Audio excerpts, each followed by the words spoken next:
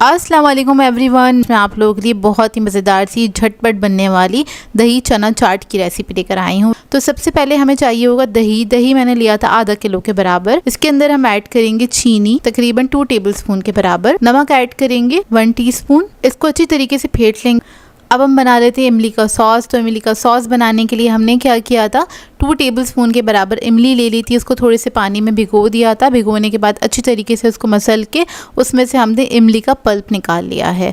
तो ये मैंने ले लिया है और इसके अंदर हम ऐड करेंगे पिसी हुई चीनी 2 टेबलस्पून के बराबर, या फिर आप लोग हस्बे ज़ायका ऐड कर सकते हैं। अगर आपको ज़्यादा मीठा बनाना है तो आप इसमें ज़्यादा चीनी भी ऐड कर सकते हैं। इधर मैंने पिसी हुई चीनी का इस्तेमाल किया है। इससे क्या होगा, ये जो सॉस है थोड़ा सा शाइनी बन के तैयार होगा। ये ऐड करने के बाद हमें ऐड करना होगा काला नमक 1/2 टीस्पून के बराबर।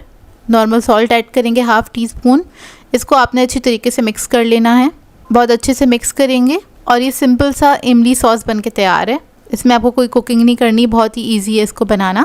अब चना चाट बनाने के लिए हमें चाहिए होंगे मेन इंग्रेडिएंट, यानी कि चना चाहिए हमें। और इसको मैंने बॉईल कर लिया था। ये बॉईल चने मैंने नाप के लिए हैं तकरीबन 3 कप के बराबर। अब इसके अंदर ऐड करेंगे नमक 1 टीस्पून के बराबर, ज़ीरा पाउडर ऐड करेंगे 1 टीस्पून, काला नमक 1/2 टीस्पून, लाल मिर्चों का पाउडर ऐड करेंगे 1/2 टीस्पून, फिर ऐड करेंगे चाट मसाला 2 टीस्पून के बराबर।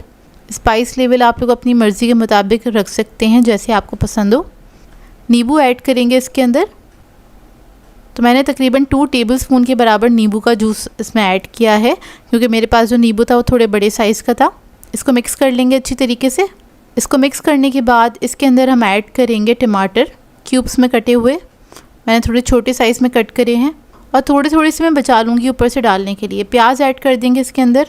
प्याज, टमाटर, खीरा, हरा धनिया, हरी मिर्चें, ये सारी चीज़ें आप लोग कम ज़्यादा अपने टेस्ट के मुताबिक ऐड कर सकते हैं, क्योंकि कुछ लोगों को ये सारी चीज़ें बहुत ज़्यादा अच्छी लगती हैं खाने में चाट के अंदर। कुछ लोगों को बिल्कुल मुनासिब पसंद है, तो मैंने इसमें मुनासिब भी ऐड किया, बहुत ज़्यादा नहीं ऐड किया, थोड़ा थोड़ा सा ऐड किया है।